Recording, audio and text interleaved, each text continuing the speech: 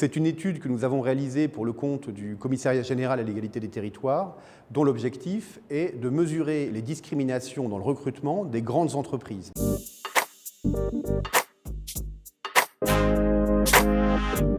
Quand on est socialiste, on a la justice au cœur et donc les discriminations, et en particulier les discriminations à l'embauche, sont des choses contre lesquelles nous devons nous élever. Une étude dont le gouvernement dispose depuis 8 mois montre une discrimination extrêmement forte, aux alentours de 20%, 30% à l'embauche pour les gens qui ont un nom d'origine maghrébine. Et face à ça, eh bien, comment se fait-il que le gouvernement n'ait pas fait ce que le gouvernement précédent avait fait, c'est-à-dire le name and shaming de ces grandes entreprises, puisque l'étude porte sur les très grandes entreprises, le name and shaming de ces grandes entreprises qui discriminent à l'embauche. Cette étude a été coordonnée par Yannick Lorty, donc, qui est professeur à l'université Gustave Eiffel.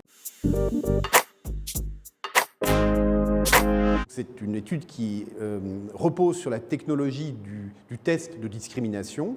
On envoie en fait des paires de candidats qui sont semblables en tout point, sauf sur une caractéristique qui correspond à un critère de discrimination. Et dans cette étude, on a mesuré donc, les effets de 2 caractéristiques. D'une part, l'adresse, résider ou non dans un quartier politique de la ville ou dans un quartier neutre, et d'autre part, l'origine révélée par le patronyme du candidat. Donc on a d'un côté des candidats qui ont un patronyme qui suggère une origine franco-française, et de l'autre côté, des candidats qui ont un patronyme qui suggère une origine maghrébine.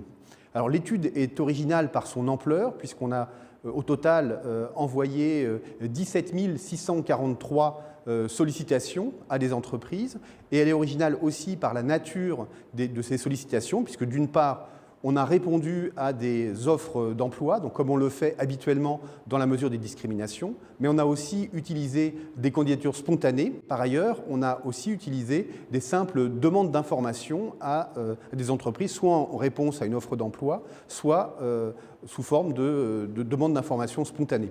Donc on a une étude qui est singulière par son volume. Par ailleurs, on couvre 6 régions en France, et donc ça correspond à plus de 8500 tests qui ont été réalisés dans l'ensemble des grandes entreprises françaises. L'étude couvre au total 103 entreprises parmi les 250 plus grandes entreprises françaises. L'étude confirme une part d'une chose qu'on savait déjà, qui est que les discriminations existent sur le marché du travail à raison de l'origine. C'est-à-dire qu'en France, en fait, à chaque fois qu'on a conduit des tests de discrimination sur le critère de l'origine, systématiquement, on a trouvé des différences importantes et significatives entre les différents candidats. Là, l'originalité, c'est qu'on confirme cette réalité dans le cas des grandes entreprises. Grandes entreprises qui sont, on le sait, confrontées à la concurrence internationale, qui sont dotées de RH extrêmement puissantes. Donc il y a beaucoup d'arguments qui font qu'on s'attendait a priori à avoir des discriminations d'ampleur faible.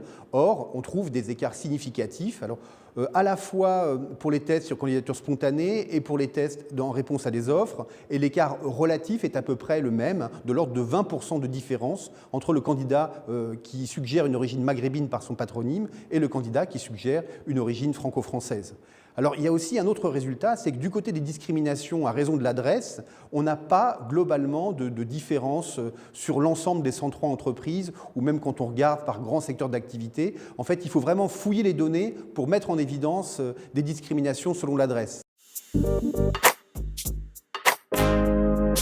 Dans le domaine des discriminations, il est très important de faire et de répéter des opérations de test de façon à mieux fonder l'action publique. On a besoin de savoir davantage et l'ampleur des discriminations et les populations les plus concernées, également les territoires les plus concernés.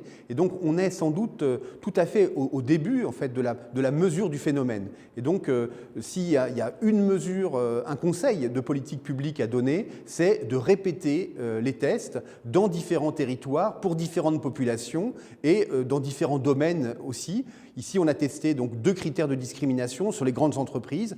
On a aussi beaucoup d'autres critères de discrimination à tester, hein. Au total, le cadre juridique donc, prohibe de l'ordre de 25 critères en France. Ces critères et leur croisement donnent beaucoup de possibilités d'études et de mesures pour la recherche au service de l'action publique.